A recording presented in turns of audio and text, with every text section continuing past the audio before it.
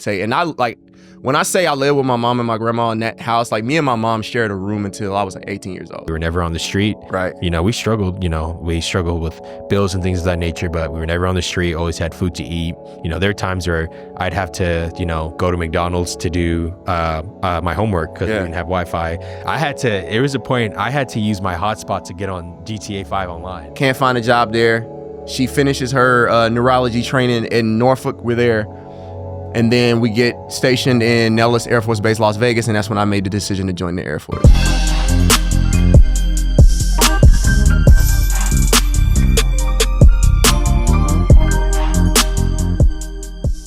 Welcome back, guys. We are back at it again. I hope everybody had this mic, man. I hope everybody had a great holiday season. So good to be back. Took a little break during the holidays, so I'm grateful to be back. Hope everybody had a blessed time during the holiday.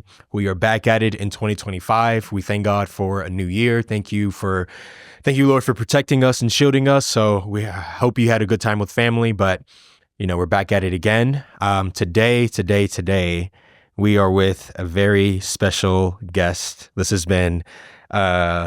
taken some time to get through, but we're here now. And so today we are here with my good friend, a leader of mine, Matthew Rice, aka OPE, right? OP Rice. OP Rice. So Matthew, he's a father, he's a husband, he's a leader. He spent some time in the military. So today we're going to be talking about his life, what God has done for him. We got some surprises here that we're going to get into, and just where God has led him. He has an incredible story, incredible family, and so I'm really excited for you guys to hear his story and to hear what God has done in his life. And so I'm super excited. I pray that you guys are blessed as you watch or listen. So glad to be back. Really love you guys. Look forward to seeing the engagement and shooting out some fire episodes for y'all. But without further ado, Matthew, thank you so much, brother. It's an honor to have you here. Thank you. I'm so glad we're able to get the time and schedule out for you to be out here, man. So I really appreciate you. Absolutely. I'm gonna say thank you. You just gave a fire intro, and I'm just sitting here. I'm like, wow, first try, like right up the jump. But just as much as how much you've appreciated me just there, the appreciation goes right back to you. I mean, I absolutely love what you do, and I truly believe that this is kingdom business. Yes, so 100%. I'm just as excited as you are to be here to finally get this done. Yeah, I'm super excited. So yeah, man, I want to start with early life, man. So how was life growing up? Siblings, parents, where are you from? How was early life growing up? Early life. Oh, so to start off, I am from Altus, Oklahoma. Altus, right? Real small town. Yeah. Everybody knows everybody, right? One side is like there's the country part, and then you have like this real small city vibe to it. But whole family's from there. Like dad's from there, family still like it's just that type of vibe. Mm-hmm. At one point in time, I grew up on Victory Street. Like I have to say that. Like I grew up on Victory Street. And my grandmother, we would go on walks. And then she would sing, "Victory is mine," hey, right? Victory is victory today is mine. And yeah, we would walk up and down that street, and I'm like, so is she saying like the street is ours? Yeah. Right? I'm like, I didn't really understand, but grew up in the church. Every Sunday, every Wednesday, really, really early on Sundays, my mother would make the programs for the church, and she would bring me along with her. So we're sitting there. Old school copy machine, right? You know what I'm saying? I'm a little older, so it wasn't like the computer type. There's no, planning center. None of that. There was no Canva. There was none of that stuff. It was what existed. So, we went in there and we folded up the programs, and that was kind of like my first, I guess, introduction into like working and doing something inside of a church. Mm-hmm. The house we stayed in was cool, talking about siblings. My sister is like more than 15 years older than I am. Mm-hmm. So I, in a sense, grew up as an only child, but I had brother, cousin. You know how it is. You had your cousin. So it was just you and your sister? It was my sister she was gone. Mm-hmm. So it was like just me, my mother, and my grandmother. Mm. 925 square foot home. At one point in time, it was 9 of us in there. So, you know, me, myself, my grandmother, my 2 twin cousin brothers is what I call them. Cause, you know, like I said, it's your cousin, it's your brother. Same thing. They had a sister. And then they had an older brother. So that house was Full packed. house. Yeah, it was packed at some point in time. And then they eventually moved out. But How was that like? I'm sure it was. love. Yeah. Like love, like, you know, when I was growing up, it was cool. You know, you're just there, we're playing, you know, we got the video games, we got all the things, you know, that are happening. But I really experienced love in that home, right? And just in that neighborhood in general. You talk about, you know, nowadays you don't really see people sharing as much. You know, I think we've gotten into a sense in the world where it's, you know, just all about self, you know, but I'm used to, you know, any given day, there's a grocery bag of greens on your front porch, right? Or, you know, my grandmother's like, go in there and get them plums off the tree and then take them down the street. Take them down the street. And, you know, that sort of giving is what I was used to. So being around elders like that, being around those who really like had a fear of the Lord, right? That was it. So church to me during that time frame was powerful from what I can see now looking back. I haven't told a lot of people this, but I was about 4 or 5 years old. I'm at New Hope Missionary Baptist Church. That's the name of the church, where everybody is somebody and the spirit meets the soul, right? So I'm there, and maybe on a good day, the pack that I remember, the most people that I've seen in that church, maybe 35. But for the most part, it was maybe like a faithful 12, maybe 13. Some of the best music. Like there aren't a lot of instruments. There aren't a lot of just voice. Yeah. And like I can feel it now. Like you guys had hymns, right? Had him, right? Yeah, Baptist There's church, a leak in this old building. And oh, my soul has got to move. Right? Yeah. I know it was the blood. Right? Yeah. The new stuff that I gotta come out with is going back to those sorts of roots, because I like that. Like even as we're sitting here talking, I feel it. You know what I mean? I feel it. But being in that church, being around those individuals really kind of set the tone for my relationship. And going back to what I was saying, because I'll mess around and I'll get off. Yeah, you got 4 or 5 years old, I'm sitting in the back of the pew, scratching my name in the pews and all those other sorts of things. And then I hear, you're going to have a son one day and you're going to name him Malachi. And I'm like, all right. You know, I'm like, all right. You know, service is going on. I think at the time, that's crazy. At the time, I can't remember who the pastor was, because we had Pastor Mitchell, we had Pastor Jackson, we had Pastor West. So I couldn't remember who was preaching at the time.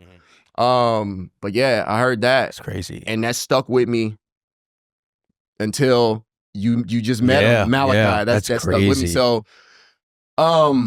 very, very powerful, you know. And I remember being in the church. I remember hearing the music. I remember reading the Bible. That was like the biggest thing for me as a kid, and having questions and being able to go to my mother and ask her the questions, because she was always in her word, right? Always, always, always in the Bible. So, you know, I had that, and then I got the opportunity to sit with her and learn how to meditate. And I like, when I say I lived with my mom and my grandma in that house, like me and my mom shared a room until I was like 18 years old. So there was virtually no privacy. And, you know, to me, that was like, I don't know like how she felt in that sense, but to me, it was like, I got to see like my mother, you know what I mean? Like not just, oh, that's my mom and she did it. No, I saw when she was happy. I saw when she was sad. I saw like all sorts of things. And then no matter how she was feeling, she would always, always, always pray. She would always, always, always praise. No matter what was going on, she would always give it up to Jesus. And that's like one of the things that has stuck with me over time, for sure. So growing up, great. Didn't realize I was poor until I got to the 6th grade. And I won't say his name, but this kid, we were in gym class. I remember, I told you about that. Yeah. We were doing something in the 6th grade gym class, Miss Turbush's class. And so he had asked a question like, yo, I just got a PlayStation 2. I'm playing NCAA. How do I, do a fair catch when they punt the balls? I just press triangle, right? Like, I'm thinking like everybody know this, right? Or me, back when the games came with manuals, like read the manual, right? You just press start, go to controls. It's right there. You know what I mean? It's right there. And he was like, I said that. He's kind of looked at me. He was like, you got a PlayStation? I thought you were poor. And I'm like just drop me. I'm just like, okay, I didn't realize that having these things meant like, yeah, you were up there. Yeah. You were up there. So took that question back, and I asked my mom, asked my grandmother, like, hey, are we poor? And, the effect of that, the answer that they gave me was, do you feel that way? And I'm like, no, I don't feel that way. She said, then we're not. We may not have like this big old nice house and these fancy cars, but there's nothing about what we have going on here poor, right? And my mom would never say she was broke. She would say, I am temporarily out of funds, right? So, yeah. So it's, even through those sorts of times where I was dealing with those things that came to me that tried to kind of break what was true to what I knew in my spirit, growing up was a good time. Yeah. And I got to make sure that I mention my dad. I grew up in a time where if the dad wasn't there, he was considered deadbeat, right? That's just how it was. Like your dad's not there every day. Today, yeah. Yeah, you're not there, you deadbeat. And my mother did a great, there were times I know when she was mad at my dad because of the things that she would say, right? That's her relationship with him, whatever they had going on at the time. That is what it is. But whenever I was with my dad, I never felt anything but the love from him. Even though there were a lot of people that tried to say different things, or your dad this or your dad that, I'm like, I get it.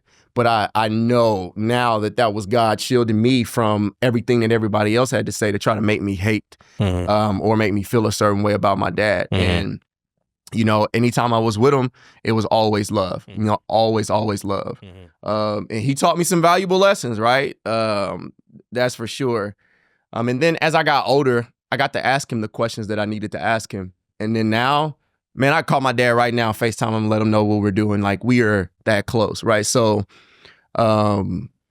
love is what I'll say how it was growing up. It was tough. It was rough in terms of just the trying to grind, I guess you could say what we say, or just trying to make it or hustle or whatever. But overall, it was just love. Yeah. I mean, I definitely resonate. So similarly, like, it was just my mom and I, so I don't have any siblings. And so my dad wasn't in my life either. And so the love of a mother, I think, can truly move mountains. And like, growing up, you're just kind of like, this is just what life is, right? So you don't know poor, you don't know rich. Like, this is just what it is. Just like, all right, I got mom, I got my Xbox, PlayStation, I got my iPad. I'm good. I got my Bible. Like, I don't need anything else. I'm straight. That's all I need. I got my popcorn. I got my chips. Like, so, but yeah, like the love of a mother, like, I definitely wouldn't be here without my mom. And, similarly, like, my mom led me to faith. My mom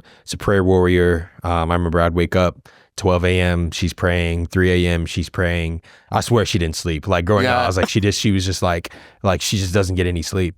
But I think it goes a long way. And when you think about in the Bible and Proverbs, when it's talking about training your child in the way of the Lord, and even if the child departs, the child will return to his roots.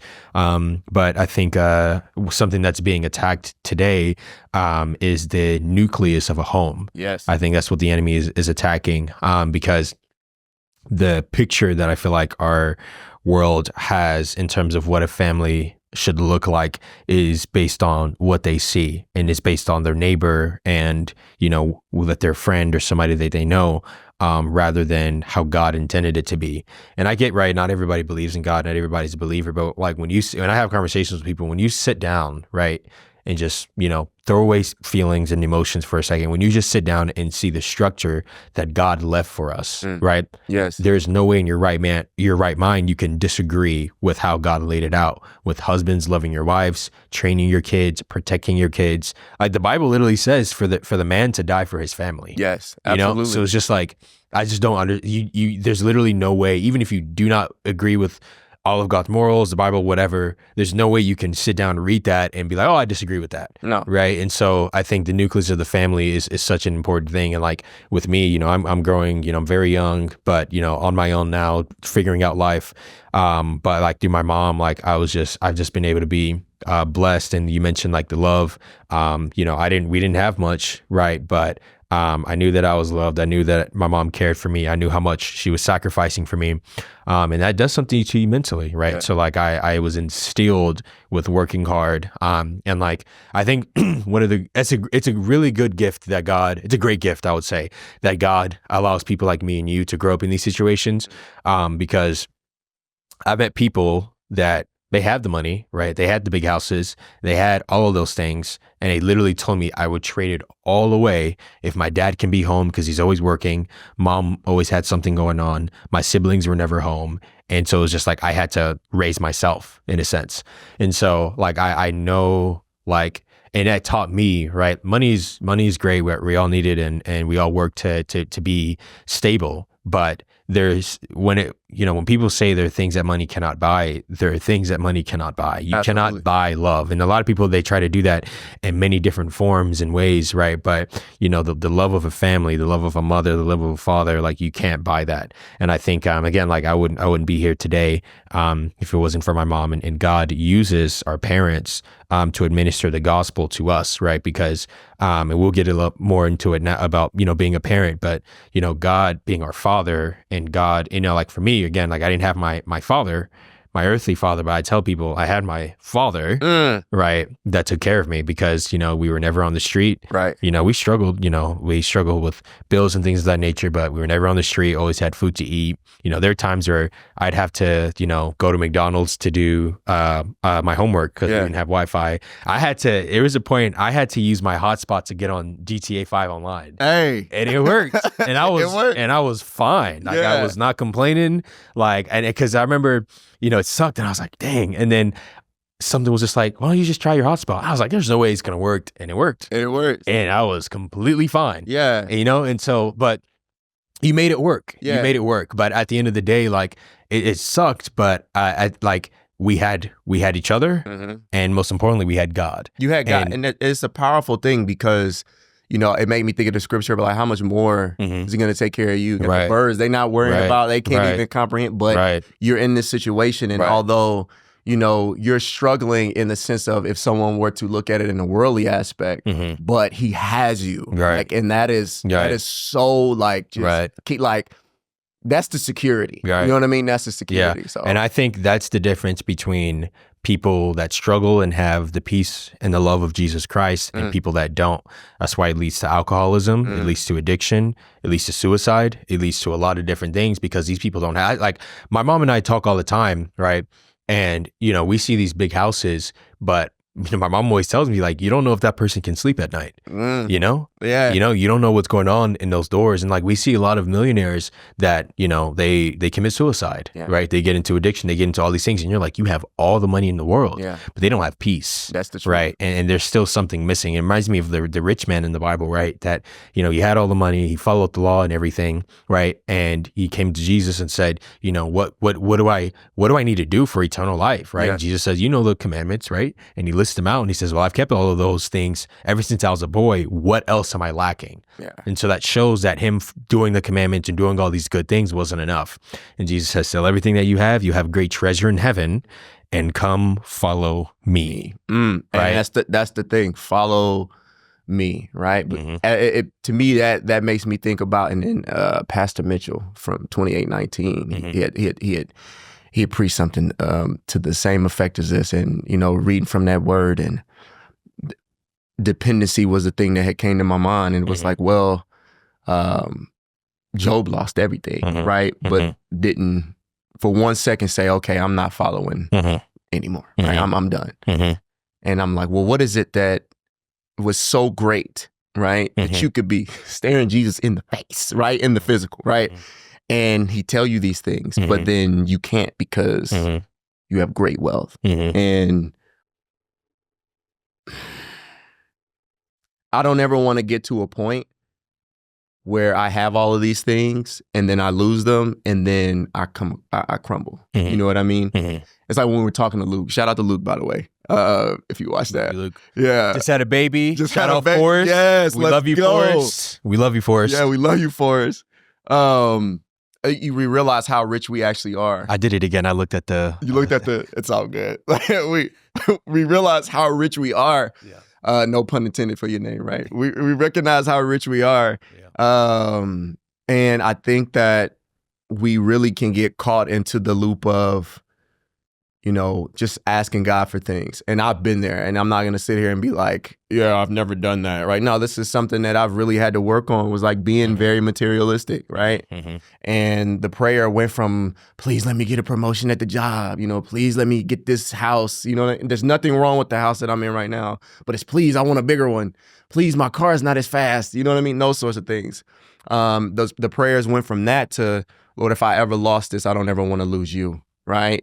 Going back to the love that we talked about before. That is that love that, kind of threw me for a loop when a person told me that I was poor, right? It wasn't able to shake it. I took it and asked a question, and then, those who are in my household that love Jesus, right? That are teaching me the gospel as I'm growing, are letting me know these aren't the things that are true. And notice their response, right? Do you feel poor? You know what I mean? Yeah. That was like, that's so profound, because I'm like, no. Yeah. And to this day, I don't. Yeah. But when you were talking earlier, when we were talking about the proverb, train a child in the way they should go, I've departed, and I'm not ashamed to say that. I can use that as a weapon now to say, I did this, and what? Look what he's done for me, right? I don't want to leave his side. I don't want to be out of his presence. I need that. That is the necessity. That's the dependency that I need in my life, right? Because outside of that, I don't care about the house, the car, and all those other things. I need him. Right? I need Jesus. That's what I need. In Colossians, it says that Jesus is supreme over all things. But it's something interesting that Paul is saying in Colossians. He says, and in him, all things consist. Like, he is literally what is holding all things together. And so, with God being like the source of, that's different, right? Like, there's a lot of sources. Like, you have a source of income, a source of this, a source of life. He's literally the source of life. Yeah. Like, I can't be alive without Jesus. Like, it's crazy. It's crazy to think about. And so, but like, it's just, it's a great hope that we have. And that's how, like, for the both of us, like, we're able to get out of that. And so, but like within that, him keeping my mom and her working so hard, and I'm seeing that, right, it instills a hard work ethic in myself, right? Yes. And me seeing that, I'm like, okay, like, I know what she's going through, and I know, and I'm so aware of what's going on. And so I'm going to work my absolute hardest to take care of my mom. But not only that, and this is why earlier I said this is a gift, because you receive love, I receive love, right? And you show that love to your family, but you then get to extend that love to other people. Absolutely. Because God shows you that, okay, you're going through this, and I have you right now. I have you in this place right now for a reason. And I think, it sucks, don't get me wrong, it's tough, but like, when you start to think about it, God has you there, and he starts to reveal that there are other people that are worse, that are so worse off. Like my mom, she's been able to, even with the little she has, like, she goes out, gives to the poor and all these different things. And I used to do that with her growing up. And now, as I'm older, like, always try to give back. But like, I've seen people on the street. I've seen people with no clothes, with no shoes. Like, it's cold right now. It's just like all these different things. And like, it just like, I think that opens my eyes of like, people have it so much worse. And it's like, if you think about it, right, you struggled, but you had food to eat. You laid down on a bed, 9 people in the house. You're never alone. You always had people around you. You guys were safe, right? Nobody's coming in the house with 9 people. No. You guys, you had things that a lot of people didn't have. Yeah. Right. And so now that, when you start to think about it like that, you're like, God, like, you were good at the end of the day. And, at the end of the day, again, we never were put to shame. That's the first thing I said on my first podcast in 2024 with Ethan. Shout out Ethan. I love you, bro. I said, God will never put us to shame. Yeah. He will never. And like, I tell people that, are struggling and have been through similar things that I've been through. And I was just like, I know you hear the typical answer of try, keep going, try your best, keep praying, all that stuff is great. At the end of the day, God, the creator of the universe, will never let his children be put to shame, period. So, but moving forward, right? So, growing up early life, felt the love of family. You were in the Word, you were surrounded. Obviously, Christ manifested himself to you. You knew that God was present in your life. What were your thoughts like about life, right? So because obviously you're getting older now, you're starting to learn more things, you're maturing, things are starting to make a little bit more sense. So like, what was that mindset of, okay, like, Matthew at that time period, who did Matthew want to be at that time period? Like Q in introduced to hip hop, right? And I didn't realize that this was going to take me on a huge roller coaster ride. So, Mom worked, going back to what you were saying. Mom worked, she's doing her thing, grandma's in the house doing her thing, and that leaves me to MTV, that leads me to BET, that leads me to, at that time, this wasn't, you couldn't rewind the TV, we weren't streaming anything, so when you saw it, you saw what was happening. So, man, being exposed to just hip hop in general during that time frame is what came to be, because even though that situation happened in PE, then I started to kind of look at myself, right? Like, okay, well, one individual told me, pick your hair, because I had a fro, and I was like, I did pick it. So I started picking at myself and picking at myself and picking at myself. So I didn't really have anybody to really kind of go off of as a reference. And mind you, like, it should have been Jesus. You know what I mean? And it wasn't at that time. It was who was hot at. So it was Tupac, you know what I mean? It was Nelly. It was 50 Cent. It was all of the different artists who were pop. Ja Rule. It was all the different people who were hot at that time. That was who I looked for. I looked to be like, they got the money, and then of course the women, like that's, and to a young man who does not have that direction, that just looks like this is what life is supposed to be like. You got the cars, you got the women, you got the clothes, you got all this. That is what I wanted. So bit by bit, I started to kind of just push that Bible away a little bit more. Instead of being ready to go to church, it was just like, man, we got to go again. I don't want to fold these programs. You know what I mean? Pastor up there talking. What is he saying? It turned into that. And like for a huge part of my life, that is what it's been. So real quick, so you mentioned earlier that in church, the music was there, but, and correct me if I'm wrong, but like that gift of music was instilled in the church. But then, you started to kind of see like music in the outside world, and then that's kind of when the drift started, right? Yes, absolutely. Yeah. Because even though like when all the people in the church were singing, right? Whether it be the choir or whether it be like there was no choir up there, it was just everyone in the pews just singing. I didn't have a voice like that, or at least I felt like I wasn't contributing in that sense. So to me, words were something that always came together for me. So like lyrics, bars is what we call them nowadays, right? So that was something that always clicked with me. But we're in Altus, Oklahoma, right? The nearest big city I think was Oklahoma City, and even then, it's like no one was really rapping like that. I think Lecrae had came out not too long after that, like during the time frame when I was growing up. But there were really no Christian rappers. So the only way for me to do that was take that route, So even though I was in the church and I was listening to music, I was also watching my cousin come home from whatever he was doing, and he had I don't know if you were old enough to remember MSN Messenger. MSN Messenger, for all of you who are over that 30 hump, right? So I would come home and I had a little MSN Messenger, and they had these little weird microphones, right? And it just looked like it's nothing like this, but it just looked like a stick on some putty is what it looked like, right? And it was, but he had cut out a shoebox, and he had put like one of his mom's stocking over the shoebox to make like a pop filter. And he was just rapping, and then from there I was just like, yo, like, you sound better than what's on TV right now, right? And then that was like like I saw what was on TV, but I saw him doing that and he made it possible. Like he made me like, you have this microphone, you're doing this, I could do this. Immediately went home, started writing. What was the first lyric? You remember it? It was, oh man, all right. So it was about peach tarts, man. Don't judge me. And it was just one of those things where I had saw something on either Nickelodeon or Disney Junior, and I just started rapping about peach tarts. It was terrible.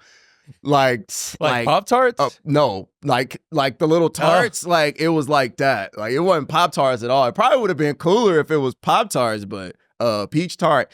You Google that. Google peach tarts, and when Pop-Tarts pops up, click when it says, "Did you mean?" Say no. I meant peach tart. Right? I meant what I said. So I did that, and like it was one of those things that where it was a beginning, right? Yeah. And like I'm not even gonna like kid you. Like it never crossed my mind to write lyrics for worship.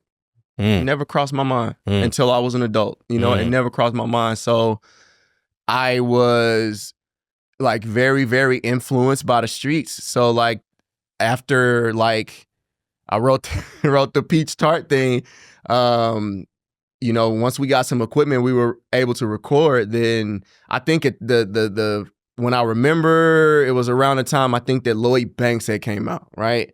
And at that time, you know, it was all just gangster rap music. And even though I wasn't a gangster, I was close to that in the streets, so I could see and I could always tell a story. So that's why I was like, well, I'm gonna just do this. And none of the stuff that I was saying I was doing, you know what I mean? But it sounded good because that's what I saw. Yeah, you know what I mean? That's what I saw, and that was the vibe. So that was so now music is in the play. So okay. Walk me through that journey, because I mean, I remember we were talking about Atlanta, what happened with that, and then you know you're performing now. So like, kind of walk me through that journey of just music. Like, how did you progress? How did you get better? And then I think Georgia was like the climax of that. But yeah, just walk us through that. It was so didn't take the offers for the schools to run track or to sing in the choir, because I got really good choir. Shout out to Patty Ray, Darren Chapin, Miss Kern, I don't remember your first name, and then Miss Landers, right? All my music teachers from school, I'll never forget. Shout out to them. But I didn't take any offers because I'm gonna go to Atlanta. So by this time you're like, all right, I'm locked OPE, in. Yeah, OP. At the time I was M-Life, MLYFE, right? Oh my gosh. So this is who I am, right? Diamond Gleam, had the you know when T.I. used to wear the hats on his face? Had the hat on my face, had the fake chain on, the tall tee. I thought go to Atlanta, right? I had this song called My Whip is Contagious, right? I was like, all right, go to Atlanta, play this for whoever is gonna listen, right? Go do a song with Soulja Boy, and that's it. That's it. That's it. Like, you know what I'm saying? That's it, right? I mean, at the time, if you get Soulja Boy, you were, you were ready to rock. So that was the mindset. And you know, I got there. There was an opportunity that presented itself, but that opportunity was not even at that time. I'm like, that's not where I'm trying to be or what I'm trying to do. I'm trying to just make music. That's what I want to do. So that didn't work out, right? Mind you, at the time. Rewind, I had already proposed to my wife, so she was my fiance. So I left where I was to go take this trip to Atlanta because I'm about to be the next big rapper. Nah, I ended up going there. It was with my mom. We were in Columbus, Georgia, is where we were. That didn't work out, and I couldn't find a job. McDonald's wouldn't even hire me. Right? It was bad. Was gonna go to Columbus State University to try to make video games when I realized that I don't want to make them. I would like to tell a story, but I don't want to like code and do all that. That's not my wheelhouse. But they wanted me to take out student loans, right? And my mom always told me, you're not gonna have to do that. You're not gonna have to do that. You're not gonna have to do that. And when they said that, I was like, oh, my mom said I'm not going to do that, right? Mind you, I'm 18. These people are looking at me like I am slap crazy. My mom said no, right? And I went back and I was talking to my mom and my sister, and I think this was the turning point, which led me back to go home. You know what I mean? I was in there and I told my mom, and I'm just crying. And my sister, who is actually taking care of my mom right now, shout out, I love you both. Thank you so much for what you do for mommy. I'm there with my niece, my sister, my mom's there. And I'm there with my brother-in-law, and he's like, man, you should just go. I said, but mom, you told me not to take out student loans. Like, don't do it, don't do it, don't do it. And I'm just like, I didn't know what to do. So my sister's mad at me. My wife's, my fiance at the time, she's mad at me because I'm all the way in this land that I said that I was gonna go and do the thing, but I couldn't do the thing. So it's just so much on me, so much on me. And then I just went back home to Altus, right? I was like, this isn't for me. This isn't a place that I should be. I'm going to go home to Altus. So I went back home, sold all my equipment. So there were several times where I sold all my equipment, right? Sold all my equipment, wasn't rapping anymore. My cousin that I was rapping with, his name is Tony. I was rapping with him. I know he was so mad at me, you know, or at least I felt that way. And like I couldn't at the time, because I didn't really have that emotional intelligence to say, this is what's going on with me, right? I'm not trying to slow things down. I just can't. Like, it's just not working for me. My life is all over the place. So, get back home, you know, try to find a job. I ended up finding a job at Walmart again. You know, so I worked at Walmart again, and then I found a job at this meat packing place. So I was playing real life Tetris. Right? Stacking boxes, doing things like that. No music. Wife was in the Air Force. She gets orders to Virginia. By that time, we had already gotten married. We go to Virginia. Can't find a job there. She finishes her neurology training in Norfolk. We're there. And then we get stationed in Nellis Air Force Base, Las Vegas. And that's when I made the decision to join the Air Force. Yeah. That's when I made the decision to join the Air Force. Okay, so before we get to military, how did you meet the wife? Where did you guys meet? What's the love story? So we met at Walmart, but this was the first time that I worked there, right? So I had seen my wife in church, like that's where I saw her first, and she was just. So she grew up in your. No, my wife is from Florida originally, right? So she grew up in Florida, but she was in the Air Force. So my wife's older than me.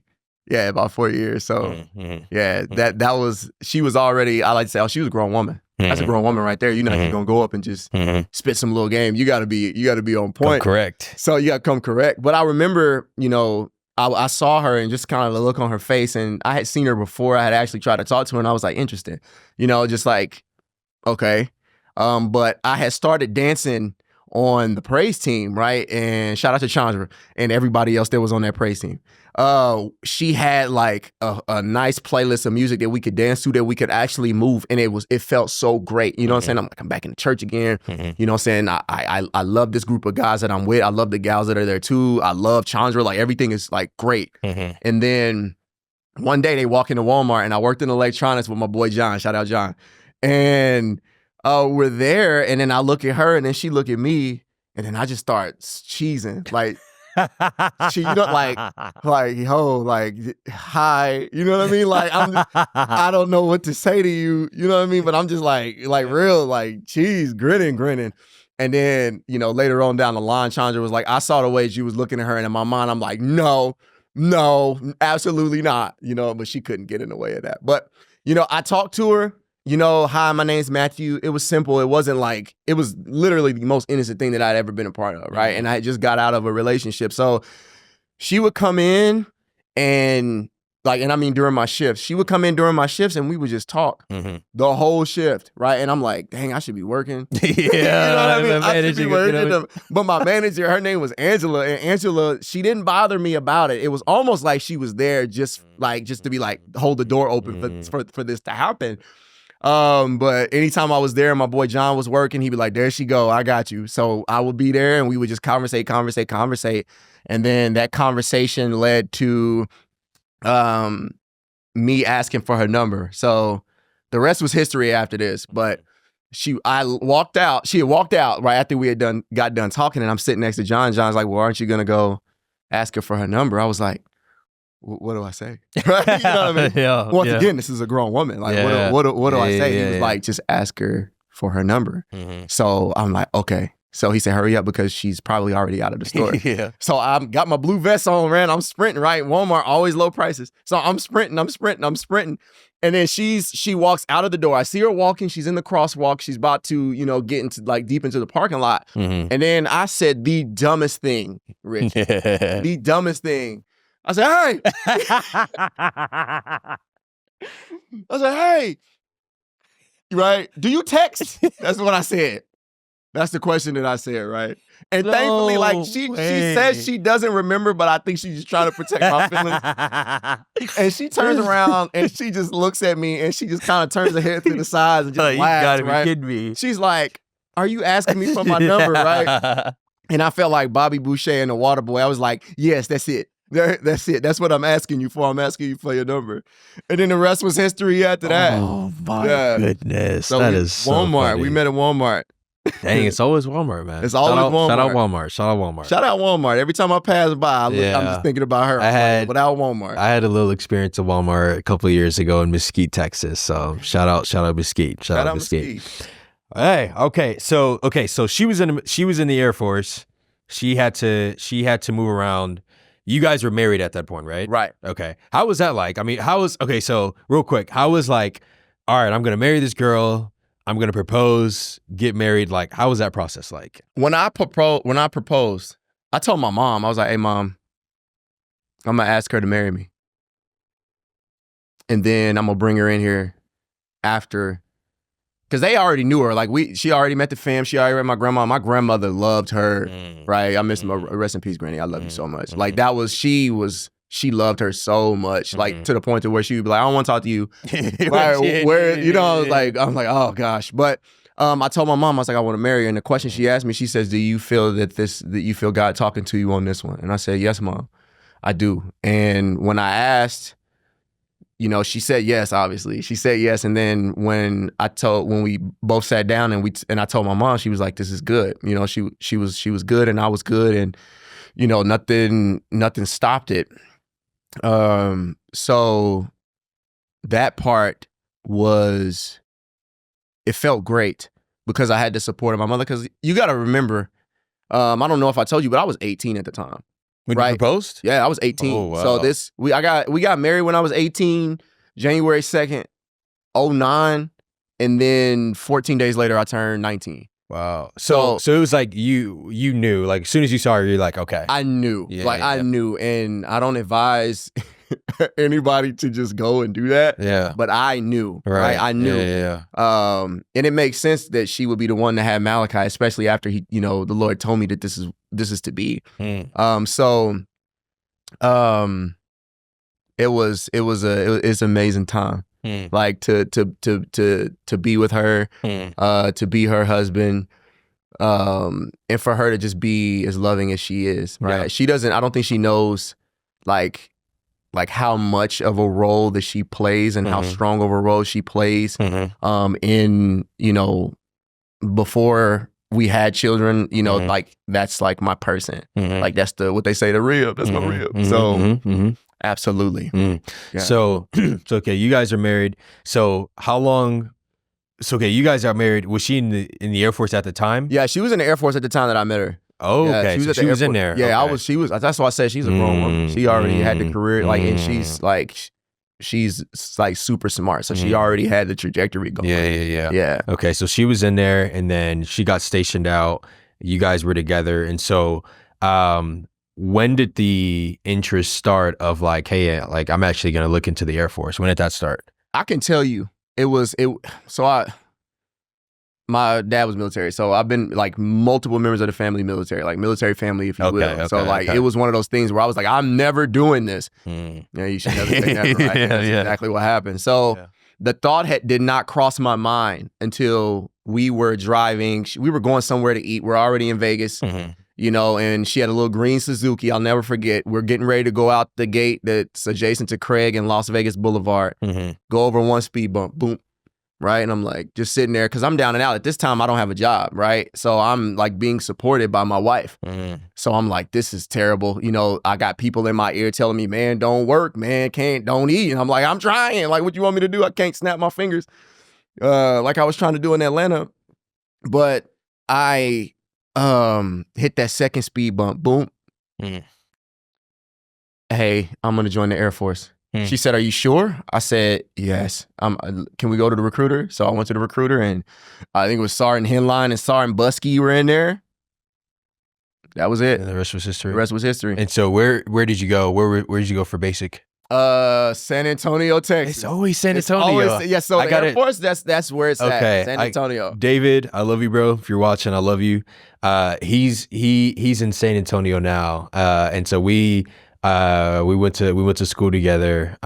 He left UTA, and he was in nursing, and so but now he's in military. And so I remember we had, I don't know how long we talked for, like we talked for hours before he left. It was like literally the next day he was getting on the bus to go over.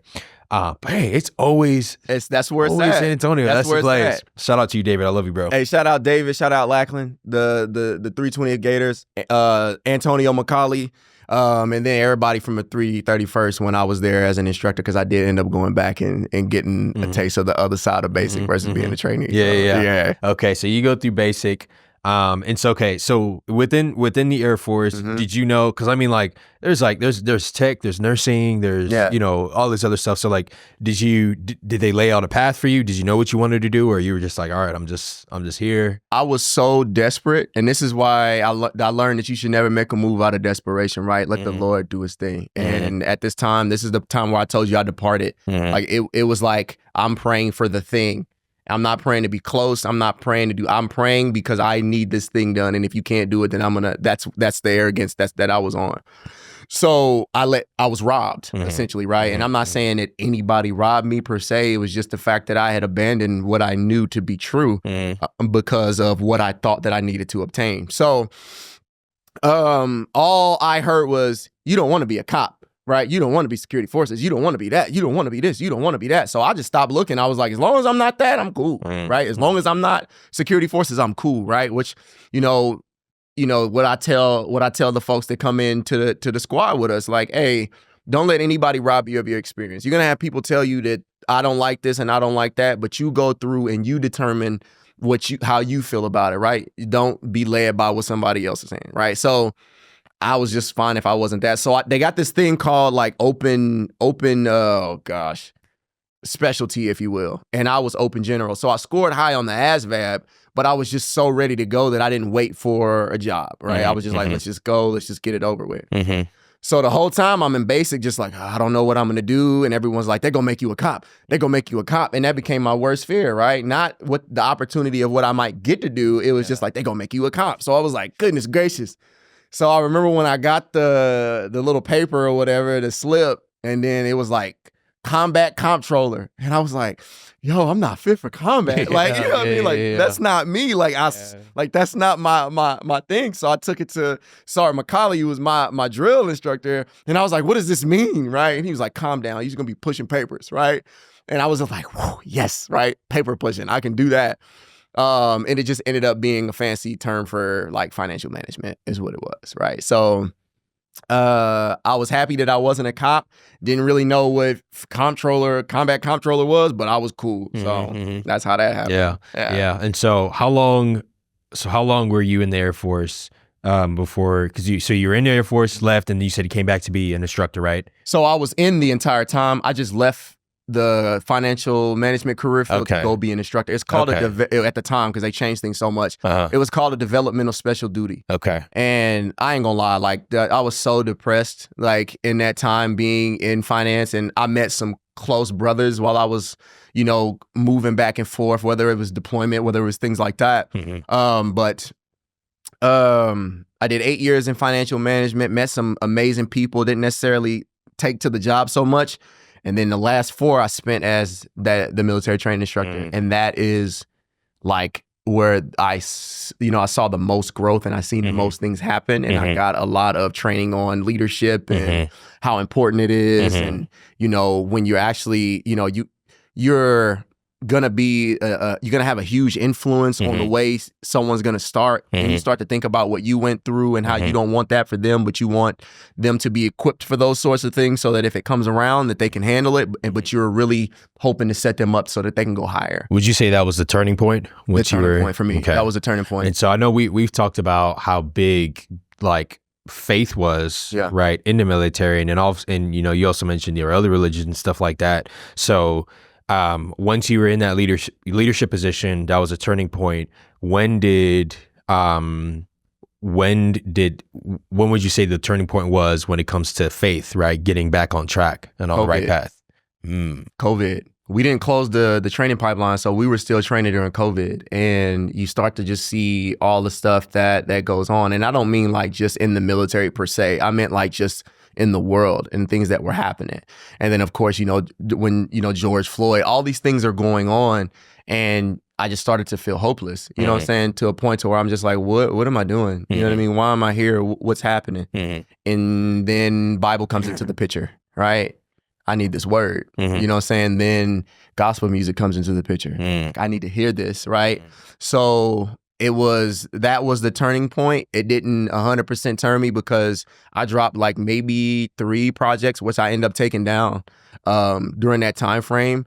And although it was the best work sonically that I had, it still mentioned God, it mentioned those things, but not in a way that brought glory to his name. It was still that secular part of, I pray for this, but then I went and I did it. You know what I'm saying? It wasn't like he made a way, or I was actually, serving him. I'm actually, laying myself out for him. It was more just the self-indulgence, the me show, right? I mean, I had a project called The Most Motivated Man Alive, right? It's like, at that time, I was so thirsty for just someone to see me, you know what I mean, that I'm just running and doing PT and I'm screaming, you only get one life, you know what I'm saying, you only get one day, let's get it. I'm doing all of that stuff to try to get the trainees through the cycle of that particular session, because who knows what they were dealing with. But trainee ran up next to me, he's like, man, you the most motivated man alive. And I took that and I ran with it. It's me. Somebody see me. Somebody better know who I am. I'm the most motivated man alive, like that sort of thing, right? And I just got into myself, right? Ego is what it was. Ego is what it was. And then that's when it started just kind of just die down. COVID. COVID is when it started to die down. And when I started to really, say, hey, I need to pick up this word more. You know what I mean? Hey, I need to like really pray. And that was the turning point, but that wasn't the point to where I feel like I am now. So fast forwarding a little bit, you're in this leadership position. You're in leadership now. How was that correlation? How was that transition from, okay, now like military, you grow, you're in there for so long, and then now you're transitioning out, you're in the corporate space now, right? You've talked, especially like, when we first met, a lot about just like how you just took everything that you learned and brought it over. How was that transition? Like, cause I'm sure like, it's obviously not the same, not the same environment. So like, how did you, like, were there things that you had to tone down, like how was that like? Fatiguing.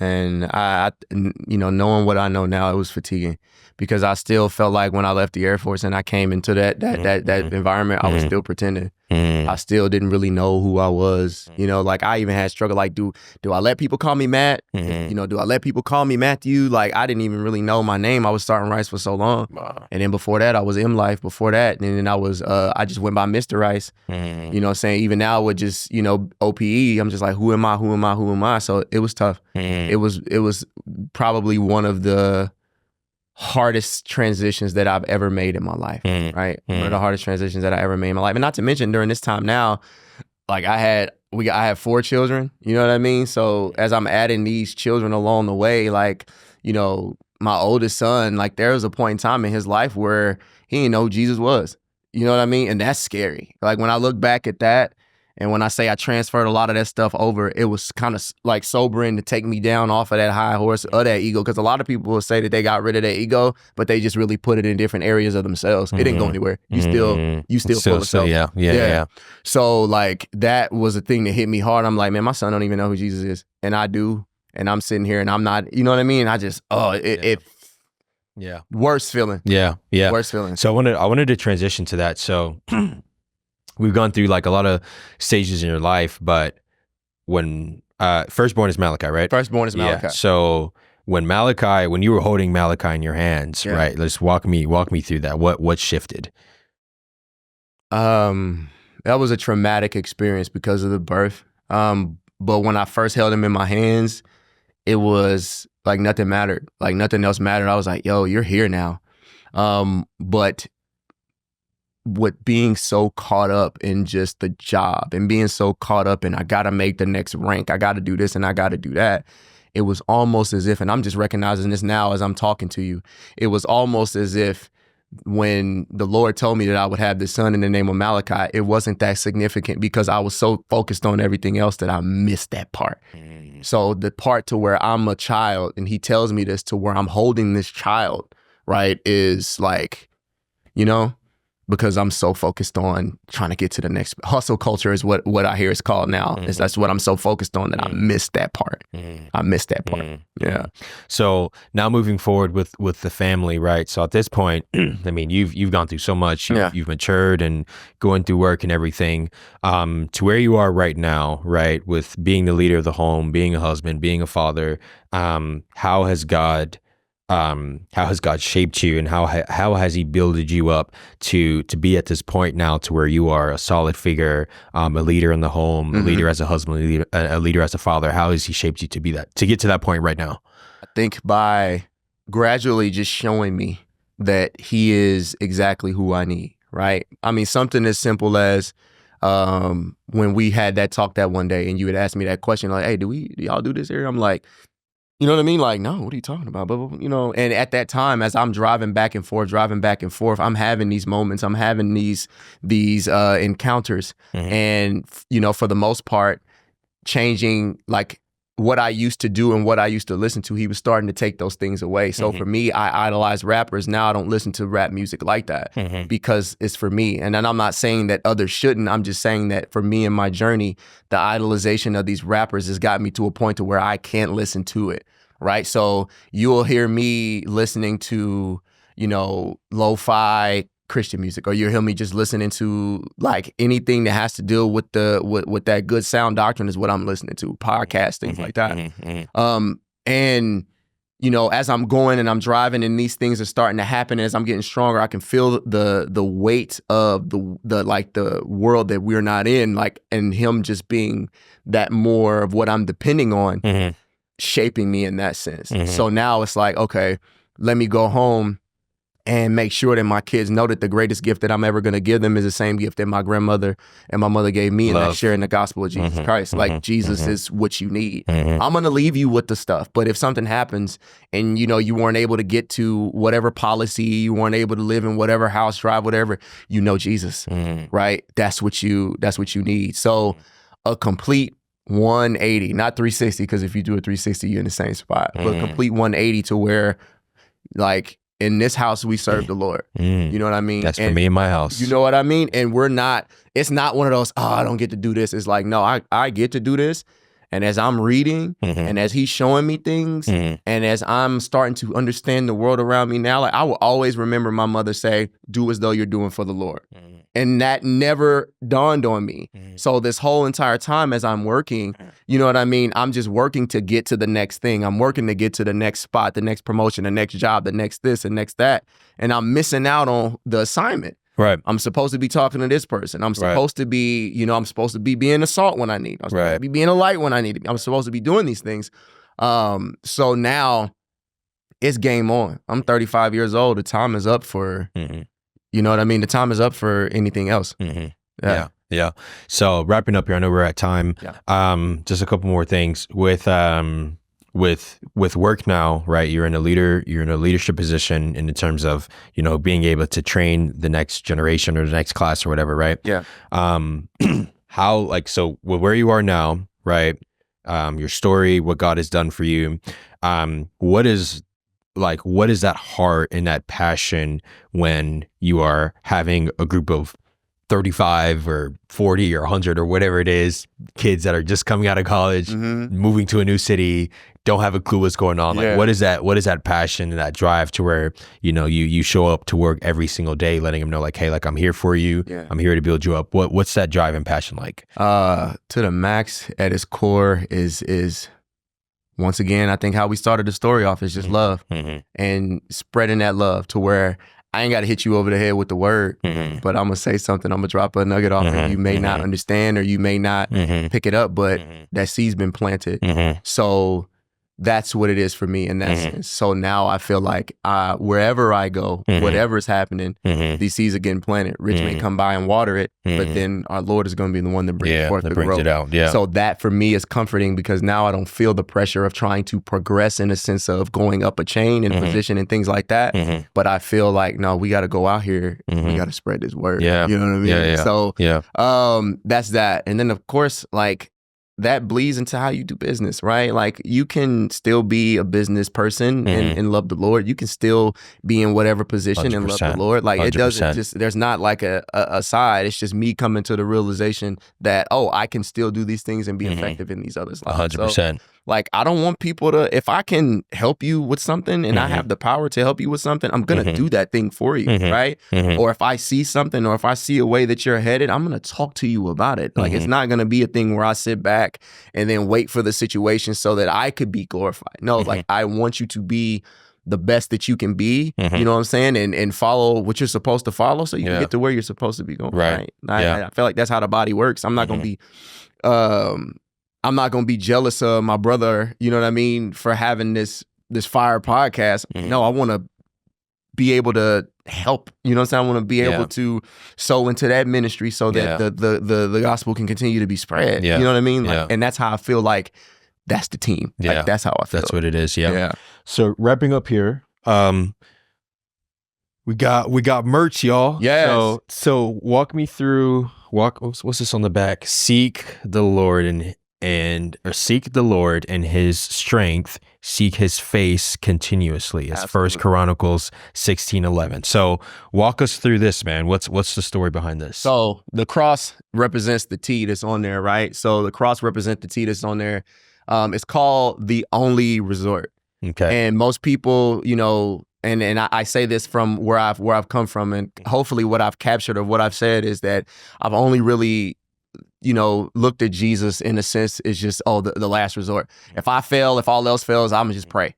You know what I mean? Instead of that being the only thing, that being the first thing, that being what I'm looking to do. So the only resort, right? There's nothing else. There's nothing that I would consider. So that's who he is. The only resort. Yeah. Man, only that's fire. Resort. That's fire, man. That's fire. What's the story behind the verse?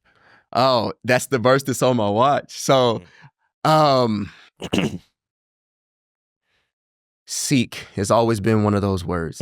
Seek. And I feel like my whole life I've been looking, right? Looking, seeking, you shall find. And I'm just like, well, what's going on? And then I remember flipping. I'm studying. And that verse was the one that popped up. And that was the verse that associated the time with the only resort. So I got this whiteboard in my room and I'm just writing things down and I'm like, the only resort. I go on Canva, I draft that up, and then I'm doing all of these things and the Lord is talking to me as I'm doing this. And that's what came of it. Behind it. Yeah, that's for sure. What came of it. For sure. Definitely let me know when this is out. Yeah. So this is a little sneak peek for y'all. This is unreleased stuff. So no spreading this out at all. Definitely send me this whenever it's ready. I'll have this linked on my stuff so people can check it out. Absolutely. For the website. Lastly, wrapping up here, man. Man, this is so much. This is a lot, man. I look forward to watching this and reflecting on it. So this is for you and the people, right? We get to work with a lot of people, right? And our goal is to share the gospel, in the workplace and with the people that we meet. So just, wrapping up, I'd love for you to just give a final word, to the people that, may see this at work, and they're seeing a different Matthew. Yeah. This is a Matthew outside of work. Absolutely. And so just a word to them of encouragement and just kind of your heart towards them, as they watch this and just get to see that other side of you. Well, if they understand, like they get to see this other side. So you get to see this other side and how me and Rich get the opportunity to do these things. And thanks to the Lord, we're able to do these things to give glory to his name. The side of me that you were seeing is the exact same side, right? So the love. We started this off with love, and that is what's all encompassing. So, Jesus, I really don't have anything else to say to you, but Jesus. Surround yourself with great people who love Jesus, right? Surround yourself with, the things that are gonna get you to that place to where when you feel like you can't turn to your left or to your right, you have those good people in your corner that are believers. I cannot describe it to you any other way other than give your life to Christ. That's at its core, at its peak. That's all I can really say. Mm-hmm. So take the time. Mm-hmm. If you're hesitant, if you're on that fence, this is your time now. I'm telling you, if you've ever been in this situation where you feel like, I'm telling you right now, if you're watching this as me and Rich sit here and conversate, take the time and give your life to Christ. Like you will not be sorry, right? I like to say something that Pastor Mitchell said is that you don't try Jesus, right? Like, no, like he is the real deal. There is no, I tried him and it doesn't work. No, like build that relationship, get in your Bibles, get around a good community of believers that'll hold you accountable, that'll make sure that, what needs to happen is done and that you're all growing together. And I think that's the biggest thing that I could say. I'm into that. Yeah. I'm into that. Bro, thank you so much, man. First of all, just like as a leader, I remember we met the summer before I started. Yeah. And that was a Friday calls. Yeah. And so I was just like, this dude is happy to do his job. I'm like, this dude is excited. Like every it's like every other Friday, whatever. Yeah. Absolutely, like, it's y'all. Man, y'all yeah. Like when the young people, like when I see that and I see that exuberance and I see that, like I just don't want it to go to waste. Yeah, no, like I'd be on the call and I'm like, all right, I'm ready to go. Like, we go see Matthew. He's chopping it up. Like it was just so nerve wracking, man, because I feel like. You just got to say the right thing, and you're over here relaxed and chilling, and I was just like, man, this dude's excited. Yeah. So and then it's just like we met, and we've been able to have so many conversations, and like other people, like you are like truly a light, bro, and like the people that you hang around and the people that get to meet you, and so I really thank God for your life and what He's doing every single day with the new people that are coming on, the new people that are being enabled. You're enabling them right for the job, but you're enabling them with the source, right? Absolutely. And so, but yeah, I thank God for your life, bro. I'm so happy that we met, man, and I'm so happy we were able to do this. Me too, and I appreciate you. And then I gotta tell you, like I'm more appreciative, and I tell you this all the time, but I'm gonna tell you this in front of the people. Had it not been for you and the conversation that we had at that elevator today, I want to let you know that was a huge part in my life to where I could not put that Bible down every day. For us to gather and for us to make those sorts of things happen really was one of those points in my life where I believe in community again, to where I don't feel like, nah, I can't go do this, I can't go do that. So just as much as I appreciate you in the corporate space, man, I really appreciate you spiritually. I don't think you know how much you've affected me and my family. So bro, I love you. Like hands down. No, we should, bro. Yeah. Love you. We thank God. We thank God, man. We thank God. So OPE Rice and stuff is gonna be in the comments. We looking forward to. We got something in the works. We got something in the works. Right. Something that's like I'm actually leaving after here to go and finish some things up. So yeah, something I would say. If we put a mark on it, let's say September. Okay. Yeah. Okay. Y'all be on the lookout. But thank you again, brother. Right on. Thank you. Guys, I love you guys so much. Thank you guys for supporting me. Thank you to just everybody that's been able to watch this. I thank God for all you guys' life. Mom, thank you so much for what you've done for me, and I wouldn't be here without you. I pray that you guys are blessed by watching this, but we're back at it again. So more episodes, more stuff is going to be coming out. Stay tuned for this episode. I love you guys. Again, as Matthew said, I have to put an emphasis on it. If you have not trusted in Christ, I'm telling you guys, I say it on every episode, he will change your life. I promise you, he would change your life. Look into it, ask those questions, do your research. He will change your life. Put your faith and trust in him, and your life will never be the same.